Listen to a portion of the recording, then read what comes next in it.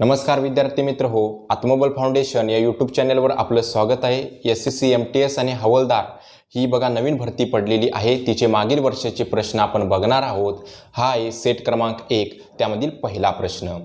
मूलधन पर 9 वर्षों का साधारण ब्याज मूलधन का 3/5 है, प्रति वर्ष ब्याज की दर क्या है? आणि ही 4 पर्याय दिलेले आहेत।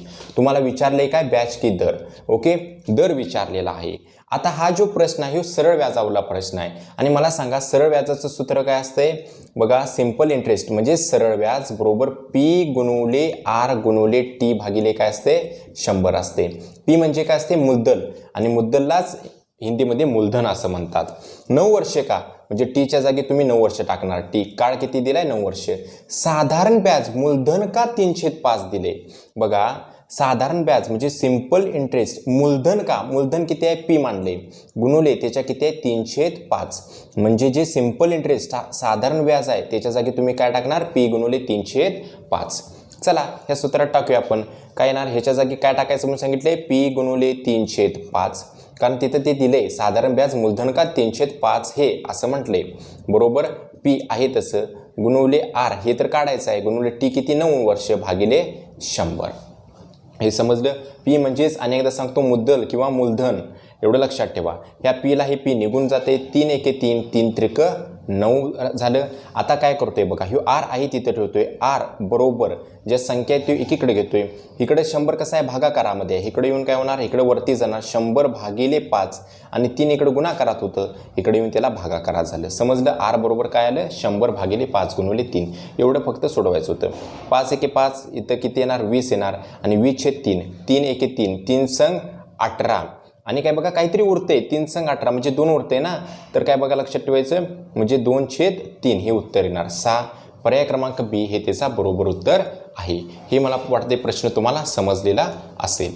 त्यानंतरचा प्रश्न बघा पहली 6 प्राकृतिक संख्याओं का औसत क्या है जो 3 के गुणज है।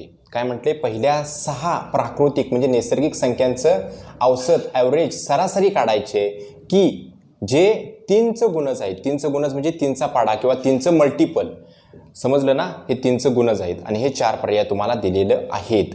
बघा 6 3च्या गुणजचं औसत काढायला सांगितले म्हणजेच काय येणार 3 एके 3 3 दुनी 6 3 त्रिक 9 ओके 3 चौक 12 3 5 15 आणि 3 संग 18 असे काय झाले हे 3चे 6 काय झालेत गुणज झालेत। कळालं काय 1 2 3 4 5 6 समजलं। आता ह्यांचं औसत काढायचं आहे ॲव्हरेज काढायचं आहे कसं करणार बघा ॲव्हरेज कसं काढतोय आपल्याला माहिती आहे। आपण काय करतोय ह्या वरच्या सगळ्यांची बेरीज करतोय 3 + 6 + 9 + 12 12 + 15 आणि 15 + 18 ह्या सगळ्यांची बेरीज भागिले किती 6 हे म्हणजे काय असते सरासरी असते बरोबर आहे। तर आपण तसं काय काढत बसायचं नाही वेळ घालवायचा नाही। आपण काय करायचं बघा तुम्हाला सांगतो मी तर बघा मला सांगा ह्या सर्वांच्या मध्ये फरक किती आहे ह्याच्यामध्ये 3चा फरक आहे ह्याच्यामध्ये 3चा फरक ह्याच्यामध्ये 3चा फरक म्हणजे सर्वांच्या मध्ये जो फरक समान जर असेल तर ॲव्हरेज कसं असते पहिली संख्या आणि शेवटची संख्या यांची बेरीज करायची 3 + 18 त्याला भागिले काय करायचं 2 करायचं 18 + 3 किती झालं 21 आणि 21 भागिले 2 किती असणार तर 10.5। पर्याय क्रमांक D हे त्याचं बरोबर उत्तर। भाग कसा घालवायचा बघा बे एके बे आता काय बघा 1 ला भाग जातोय नाही जाईल म्हणून त्याच्या जागी मी काय घेतलोय तर बघा लक्षात ठेवायचं 0 घेतोय। त्यानंतर इथं पण काय झालं 10 आणि बे 5 10 तर 10.5 हे त्याचं बरोबर उत्तर आहे। हे समजलं असेल मला वाटते। त्यानंतर प्रश्न क्रमांक 3 बघा रुपये 16,870 में एक टेबल बेचकर म्हणजे 16,870 ला एक टेबल विकलेला आहे। एक दुकानदार को रुपये 1,080 रुपये की हानि होती है उसकी हानि का प्रतिशत कितना होगा। बघा जर हानी प्रतिशत काढायचं असेल किंवा लाभ प्रतिशत काढायचं असेल तर तुम्हाला खरेदी किंमत माहीत पाहिजे। काय माहीत पाहिजे खरेदी किंमत आणि खरेदी किंमत काढण्यासाठी मी तुम्हाला 2 सूत्र सांगतो ती बघा खरेदी किंमत बरोबर विक्री किंमत अधिक हानी आणि खरेदी किंमत बरोबर विक्री किंमत वजा लाभ। म्हणजे काय सांगतोय बघा जर एखाद्या गणितामध्ये विक्री किंमत आणि हानी दिलेली असेल तर खरेदी किंमत काढण्यासाठी वरचा फॉर्म्युला वापरायचा. आणि जर समजा एखाद्या गणितामध्ये विक्री किंमत आणि लाभ दिला असेल तर खरेदी किंमत काढण्यासाठी ह्यो फॉर्म्युला वापरायचा. खरेदी किंमत बरोबर विक्री किंमत वजा लाभ, एवढं कळालं असेल. आता ह्या गणितामध्ये काय म्हणते, 16,870ला विकलेला आहे म्हणजे विक्री किंमत आणि हानी झालेली आहे म्हणजे काय बघा, खरेदी किंमत काढण्यासाठी हा फॉर्म्युला वापरणार. काय करणार, विक्री किंमत 16,870 अधिक हानी किती 1,000 बघा 80, यांची बेरीज करणार. 0ला 0 अधिक 0 0, 7 8 15, ह्याच्याला 1 8 आणि 1 9 7 म्हणजे 17,950 रुपयाची त्याला काय झाली तिची खरेदी किंमत. खरेदी किंमतीलाच हिंदीमध्ये काय म्हणतात, क्रय मूल्य असं म्हणतात. काय म्हणतात, क्रय मूल्य. मी काय सांगितलं, हानी प्रतिशत असून दे किंवा बघा लाभ प्रतिशत असून दे, तुम्हाला खरेदी किंमत पहिल्यांदा काढून घ्यायची. हानी किती रुपयाची झाल्या, त्याला 1,080 रुपयाची झाल्या. आणि नेहमी छेदाला काय घ्यायचं, खरेदी किंमत घ्यायचं 17,950 आणि प्रतिशत काढायचं आहे म्हणून गुणिले 100 झालं. एवढंच तर करायचं होतं. बघा जर लाभ प्रतिशत काढायचा असेल तर बघा अंशाला लाभ घ्यायचा आणि छेदाला खरेदी किंमतच घ्यायची आणि प्रतिशत काढायचं म्हणून गुणिले 100. इथं हानी प्रतिशत काढायचे आहे म्हणून बघा अंशाला काय घेतली, हानी घेतली आणि छेदाला खरेदी किंमतच घ्यायची गुणिले 100. समजलं हे. ह्या शून्याला बघा हे शून्य निघून गेलं. आता 5 1 5, 5 2 10 आणि काय बघा 5 3 15, इथं उरलं 2, 5 5 25, उरलं 4, 5 9 45 म्हणजे किती आलं बघा, इथं लिहितो 1,080 भागिले 359 गुणिले 2. आता एवढं तुम्हाला फक्त सोडवायचं आहे. आता 359 ने 1,080ला मला वाटते 359 त्रिक किती येते बघा, 359 गुणिले 3 किती येते, 9 त्रिक 27, ह्याच्याले 2, 5 त्रिक 15, 15 आणि 2 17, ह्याच्याला 1, 3 त्रिक 9, 9 आणि 1 10, 1,077 म्हणजे 359 त्रिक 1,077. उरलं किती, 3 उरलं, त्याला काय भाग जायत नाही म्हणून इथं 0 घेतलं. ओके, त्यानंतर त्याच्यावरती 0 परत काय बघा लक्षात ठेवायचं. म्हणजे बघायला गेलं तर बघा 3 येते, 3 गुणिले 2 किती येणार, 60% त्याचं बरोबर उत्तर येणार. पुढं काहीतरी येत असेल 1 2 असं काय गरज नाही. म्हणजे एवढं फक्त लक्षात ठेवा, पॉईंट नंतर फक्त 2 दशांशचिन्ह 0 0च येतात म्हणजे हे 3च झालं. 3 गुणिले 2 किती असणार आहे, तर 3 गुणिले 2 6च असणार आहे. समजलं. हे अशा पद्धतीने हे गणित सोडवायचं होतं, अत्यंत सोपं होतं. बघा तुम्हाला भागाकार तीन जमलं पाहिजेत कारण जी उत्तरं देतात ती पॉईंटमध्ये देतात. प्रश्न हे अतिशय सिंपल असतात, खरं उत्तर कशी असतात ही पॉईंटमध्ये असतात. हिथं आपली गडबड होते, ही गडबड होता कामा नये, एवढं लक्षात ठेवा. त्यानंतर बघा प्रश्न क्रमांक 4, एक खोखले घनापका, खोखले म्हणजे पोकळ असं घनापका, कुल पृष्ठीय क्षेत्रफळ दिलेला आहे 340 सेंटीमीटर वर्ग है. यदि घनाप की लंबाई और चौड़ाई क्रमशः 10 सेंटीमीटर और 8 सेंटीमीटर है तो घनाप की अंदर फिट की जा सकने वाली सबसे लंबी छडी की लंबाई क्या है. काय म्हटले बघा, हे प्रश्न काहीच अवघड नाही आहे, फक्त प्रश्न मोठा आहे. घनाप के अंदर फिट की जा सकने वाली सबसे लंबी छडी की लंबाई क्या आहे, म्हणजे घनापच्या आतमध्ये सगळ्यात मोठी जी काठी तुम्ही घालणार आहे तिची लांबी किती असेल असं म्हटलेलं आहे. बघा मी एक घनापची आकृती काढतो. घनाप म्हणजे जो आयत असतोय ना त्या आयताची 3D डायग्राम. हे बघा ह्यो झाला आयत, तिची 3D डायग्राम म्हणजे अशा पद्धतीनं झाला ह्यो घनाप. म्हणजे तुमचा सुटकेस असतोय ना ज्याच्यामध्ये तुम्ही सामान ठेवताय त्याला तुम्ही घनाप म्हणू शकताय. आता ह्याच्यामध्ये तुम्ही सगळ्यात मोठी काठी कशी घालू शकताय, अशी घालणार अशी घालणार काय बघा अशी आडवी घालणार, तर तुम्ही म्हणणार की बघा लक्षात ठेवायचं ह्या पद्धतीनं घालवू शकताय अशी तिरकी. ओके, तर मग तिरकी म्हणजे काय झालं, ह्या घनापचा काय झाला तो कर्ण झाला. आणि म्हणजे कर्ण बरोबर काय असते, कर्ण बरोबर जे घनापचा कर्ण कसा काढतात, कर्ण बरोबर वर्गमुळामध्ये यल वर्ग अधिक बी वर्ग अधिक एच वर्ग. समजलं, हे त्याचं सूत्र आहे. आता खरं घनाप की लंबाई और चौड़ाई, लंबाई म्हणजे लांबी आणि चौड़ाई म्हणजे रुंदी, ही किती दिली आहे, लंबाई 10 सेंटीमीटर आणि रुंदी किती दिली 8 सेंटीमीटर. म्हणजे तुम्हाला काढाय काय पाहिजे, एच म्हणजे उंची काढाय पाहिजे. ती कशावर काढणार, कारण कुल पृष्ठीय क्षेत्रफळ दिले की. मग मला सांगा घनापचं कुल पृष्ठीय क्षेत्रफळ काय असते, त्याचं सूत्र काय, 2 कंसामध्ये LB अधिक BH अधिक HL. कळालं, हे घनापचं कुल पृष्ठीय क्षेत्रफळाचा फॉर्म्युला 2 कंसामध्ये LB अधिक BH अधिक HL आणि ते किती दिले 340 सेंटीमीटर वर्ग. हे 2 इकडं कसा आहे गुणाकारात, इकडे जाऊन भागाकारात. मग 2 ह्या 340ला जर भागलं तर 170 येते. कळालं. LB म्हणजे लांबी आणि रुंदीचा गुणाकार किती 10 गुणिले 8 किती असणार 80 असणार, अधिक B रुंदी किती दिल्या 8 दिल्या 8H अधिक यल किती दिल्या 10 सेंटीमीटर, 10H बरोबर 170. ह्या दोघांची बेरीज किती होणार 8H अधिक 10H 18H म्हणजे 80 अधिक 18H बरोबर 170. आणि म्हणून 18H बरोबर हे 80 आहे ना, बरोबर चिन्हाच्या ह्या बाजूला टाकतो. 170 मधनं 80 गेल्यानंतर 90 उरतंय आणि H बरोबर 5 आलं. कसं 5 आलं, ह्या 18नं ह्या 90ला भागलं. समजलं? सॉरी, या 90ला 18नं भागलं हे समजलं असेल तुम्हाला. Hची किंमत किती आली 5 आली. ती फक्त तुम्ही कुणाच्यात टाकायचे, ह्याच्यात टाकायचे. कर्ण बरोबर इथं लिहितो बघा, कर्ण बरोबर वर्गमुळामध्ये L वर्ग म्हणजेच काय 10चा वर्ग किती असणार 100 अधिक 8चा वर्ग किती असणार 64 असणार, 5चा वर्ग किती असणार 25 असणार. बरोबर आहे. मग बघा लक्षात ठेवायचं 64 आणि 25 89 आणि 100 किती होते 189. आता ह्याचं बरोबर उत्तर काय येते बघा, इथं सांगतो तुम्हाला. बरोबर 189ला 9 भाग जातोय की, म्हणजे 9 गुणुले किती आलं बघा, 9 एके 9, 9 दुनी 18 आणि बघा म्हणजे 9 एके 9 21 आलं. 21 गुणुले 9 म्हणजे 189. हे कशामध्ये आहे वर्गमुळामध्ये. मग मला सांगा वर्ग ह्याचं तुम्हाला काढायचं की वर्गमुळामध्ये 9 म्हणजे किती झालं 3 झालं. 3 वर्गमुळामध्ये 21 हे याचं बरोबर उत्तर आहे. बघा प्रश्न अवघड नाही, फक्त तुम्हाला फॉर्म्युला पाठ पाहिजे होता. अशा पद्धतीनं हा प्रश्न सोडवायचा. त्यानंतर प्रश्न क्रमांक 5 बघा, 5 लगातार संख्याओं का योग 170 है, तो सबसे बड़ी और सबसे छोट्या संख्याओं का गुणा कितना होगा. म्हणजे 5 लगातार संख्या आहेत, त्यांची योग म्हणजे त्यांची बेरीज 170 दिलेली आहे. आता त्या 5 लगातार संख्या तुम्हाला माहिती आहेत काय नाही. मी पहिली संख्या x मानतोय, तर दुसरी काय असणार x अधिक 1 असणार, तिसरी काय असणार x अधिक 2 असणार, चौथी काय असणार x अधिक 3 असणार आणि पाचवी काय असणार x अधिक 4. समजलं हे 5 संख्या. सुरुवातीची संख्या x, मग त्या x मध्ये x अधिक 1 केलं तर दुसरी संख्या येणार, x अधिक 2 केलं तर तिसरी, x अधिक 3 केलं तर चौथी आणि x अधिक 4 केलं तर पाचवी संख्या.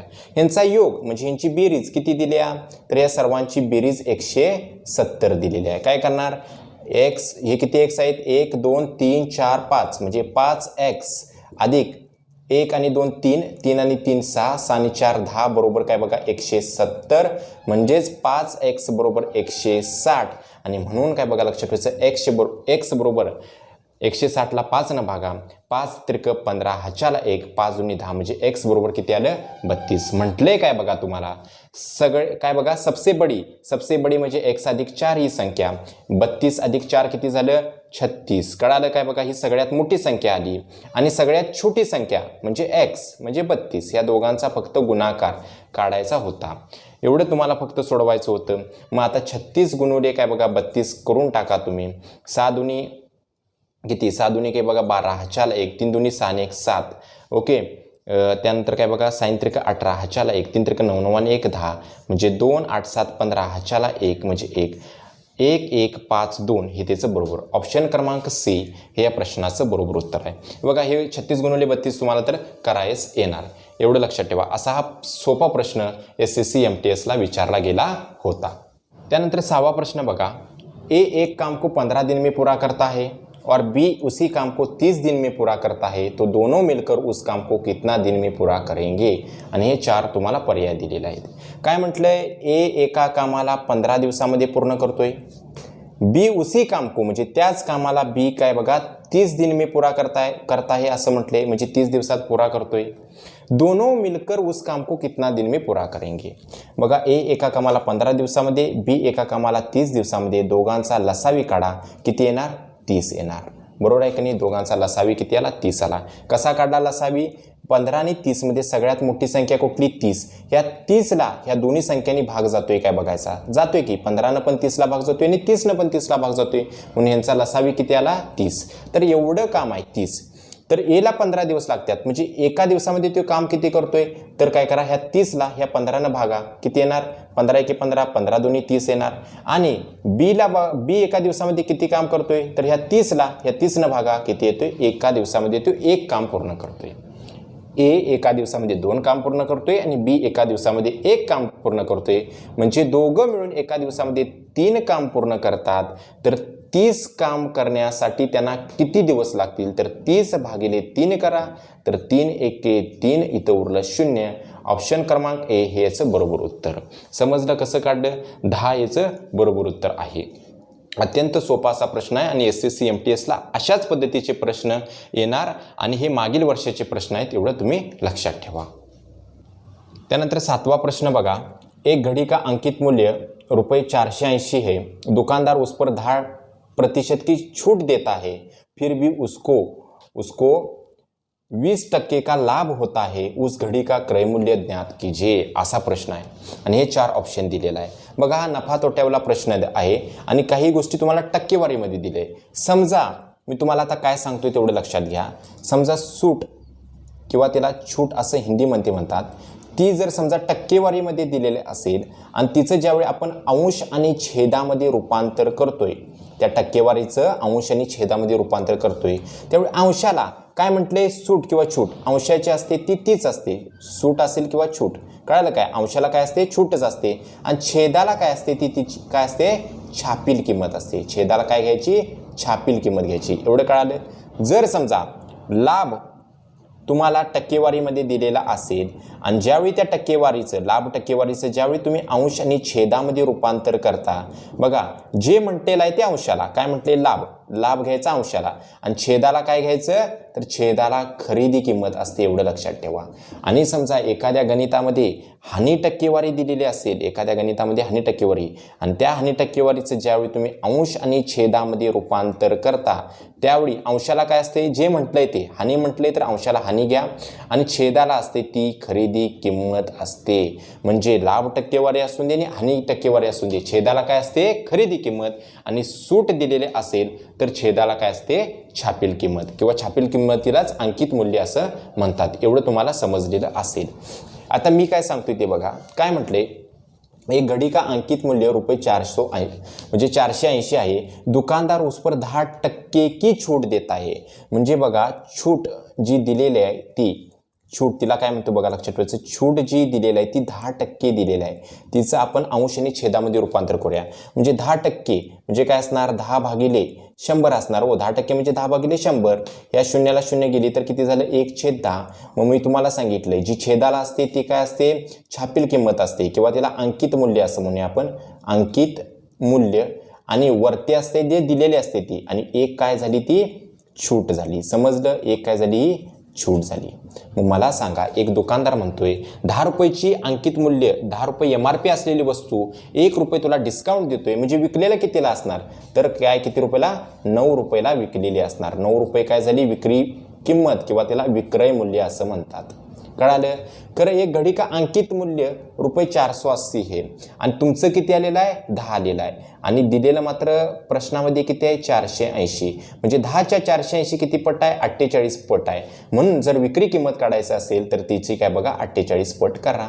झालं काय बघा, 9×8 = 72, हाच्याला 7 आलं. 9×4 = 36, 36 आणि 7 किती झालं, तर 43. म्हणजे 432 झाली ही त्या घड्याळाची विक्री किंमत. आता त्यानंतर दुसरी कंडिशन काय दिली बघा, फिर भी उसको 20% का लाभ होता है. लाभ टक्केवारीमध्ये बघा, आता लाभ टक्केवारीमध्ये किती दिलाय, लाभ काय बघा 20% दिलाय. तिचं रूपांतर ज्यावेळी अंश आणि छेदामध्ये किती येणार, 1/5 येणार. 20% म्हणजे 20/100, 20×1 = 20, 20×5 = 100. हेच केले 1/5. 5 खाली काय असणार छेदाला, तर छेदाला काय असणार बघा, लक्षात ठेवायचं. ही झाली तुमची खरेदी किंमत, बरोबर आहे की नाही, छेदाला. आणि वरची जे दिले तेच ₹1चा लाभ. मग मला सांगा, ₹5ला खरेदी केलेली आहे आणि ₹1चा फायदा झाला आहे. विकलेले कितीला असणार, तर तिनं ₹6ला विकलेले असणार. म्हणजे ₹6 काय असणार विक्री किंमत. खरं तुमची आलेली ह्याच्यामध्ये विक्री किंमत किती आहे रे, सॉरी विक्री किंमत किती आहे इथं आलेली, 432 ही तुमची विक्री किंमत. आणि ह्याच्यामध्ये विक्री किंमत तुमची किती युनिट आली आहे, 6ची बघा, 6 आणि 432 तुम्ही इक्वल आहे. बघा या 6च्या हे 432 किती पट आहे, तर करायचं कसं काढायचं, या 432ला 6 भागा. बघा लक्षात ठेवायचं, 6 भागा, 6 7 42, उरला किती 1, 6 2 12 म्हणजे 72 पट आहे. 6च्या 72 पट 432 येते. कळालं. म्हणून तुम्ही खरेदी किमतीच्या बघा 72 पट करा, खरेदी किमतीच्या किती 72 पट करा, किती येते बघा, काय येणार, 5 2 10, हाच्याला 1, 7 5 35, 35 आणि 1 36, 360. पर्याय क्रमांक बी हेचं बरोबर उत्तर. बघा तुम्हाला वाटेल ही भरपूर म्हणजे काहीतरी अवघड करालोय, काहीच अवघड याच्यामध्ये नाही. जर हे असं समजलं नाही कन्सेप्ट, तर ह्याच्यासारखं सोपं काहीच नाही, एवढं लक्षात ठेवा. त्यानंतर गणित क्रमांक 8 बघा, वर्गमुळामध्ये आता त्याच्यामध्ये आणि वर्गमुळामध्ये 256 दिले अधिक वर्गमुळामध्ये 81 दिलेलं आहे. बरोबर किती? आणि हे 4 ऑप्शन दिलेलं आहे. बघा वर्गमूळ हे वरचं आहे तसं ठेवतोय. वर्गमुळामध्ये 256 किती येते? वर्गमुळामध्ये 256 16 येते अधिक वर्गमुळामध्ये 81 किती येते? तर 9चा वर्ग 81 असतोय म्हणून वर्गमुळामध्ये 81 किती आलं? 9 आलं. 16 आणि 9 किती आलं? 25 आलं. म्हणजे वर्गमुळामध्ये 25 आलं. आणि मला सांगा वर्गमुळामध्ये 25 म्हणजेच 5. ऑप्शन क्रमांक ए हे या प्रश्नाचं बरोबर उत्तर. अशा पद्धतीचा सोपा प्रश्न सुद्धा तुम्हाला SSC MTSला हा मागील वर्षी आलेला होता. त्यानंतर गणित क्रमांक 9 बघूया. 350 आणि छेदाला दिले वर्गमुळामध्ये x बरोबर 10 तर x ची किंमत किती विचारले आणि हे 4 तुम्हाला पर्याय दिलेले आहेत. तर काय करायचं बघा, हे मी लिहून घेतो परत. 350 वर्गमुळामध्ये x बरोबर 10 आहे. आता मी काय करतोय 10 इकडे आणतो म्हणजे काय झालं 350 काय झालं भागिले 10 झालं बरोबर. हे जे वर्गमुळामध्ये x इकडे टाकतो म्हणजे वर्गमुळामध्ये x झालं. हे शून्याला शून्य निघून गेली आलं काय 35 बरोबर वर्गमुळामध्ये x. आता मला काय बघा x ची किंमत काढायची आहे तर हे वर्गमूळ काढून टाकायचं म्हणून मी काय करतोय दोन्ही बाजूचा वर्ग करतोय. 35चा पण वर्ग करतोय आणि बरोबर वर्गमुळामध्ये x चा पण वर्ग करतोय म्हणजे झालं काय 35 वर्ग बरोबर बघा लक्षात ठेवायचं वर्गमुळामध्ये x तेचा काय बघा लक्षात ठेवायचं वर्ग. ह्या वर्गला हे वर्गमूळ निघून जातं आणि फक्त राहणार काय 35चा वर्ग बरोबर x. आणि 35चा वर्ग कसा तुम्हाला तोंडी येतोय ना काय करायचा शेवटच्या 5चा वर्ग करायचा 25 आणि 3 मध्ये 1 मिसळायचा. 3 मध्ये 1 मिसळलं की 4 आणि त्या 4चा आणि 3चा गुणाकार किती झाला 12 म्हणजेच काय बघा 1225. ऑप्शन क्रमांक ए हेचं बरोबर उत्तर आहे. असा हे बघा अत्यंत सोपा प्रश्न आहे. याच्यासाठी काहीच करायचं नाही. हे एका सेकंदामध्ये बघा 2 सेकंदामध्ये सुटतोय. कसं हे जे दिलेलं आहे काय लितबीत बसायचं नाही. काय करणार तुम्ही लगेच इथं खाली 10 आणणार ह्याला भागणार उरणार किती 35 आणि तुम्हाला माहिती आहे वर्गमुळामध्ये x आहे म्हणजे दोन्ही बाजूचा वर्ग करायला पाहिजे आणि 35चा वर्ग 1225. तोंडी सुद्धा हे प्रश्न तुम्हाला सुटू शकतोय फक्त तुम्हाला मी सोडवून दाखविलेला आहे. त्यानंतर प्रश्न क्रमांक 10 बघा. हा जो मी प्रश्न क्रमांक तुम्हाला दिलेला आहे ना याचं बरोबर किती हे तुम्ही मला कमेंटमध्ये सांगायचं आहे. कमेंटमध्ये ह्या प्रश्नाचं उत्तर तुम्ही बरोबर सांगायचं आहे. अशा पद्धतीनं जे हे प्रश्न 10 बघितले आहेत ते SSC MTS आणि हवालदार जी परीक्षा मागील वर्षाचे जे प्रश्न आहेत ते आपण बघितलेले त्यांचं अनालिसिस हे तुम्हाला निश्चितच समजलेलं असतील. जर तुम्हाला खरोखर हे प्रश्न समजलेले असतील तर तुम्ही ह्या लेक्चरला लाईक करा. त्याच पद्धतीनं आत्मबल फाउंडेशन या चॅनेलला सबस्क्राईबसुद्धा करा कारण नवनवीन व्हिडिओ सर्वप्रथम तुम्हाला येऊन मिळतील आणि त्याचा फायदा तुम्हाला कुठे ना कुठेतरी निश्चितच होईल. तर चला आपण इथं थांबूया.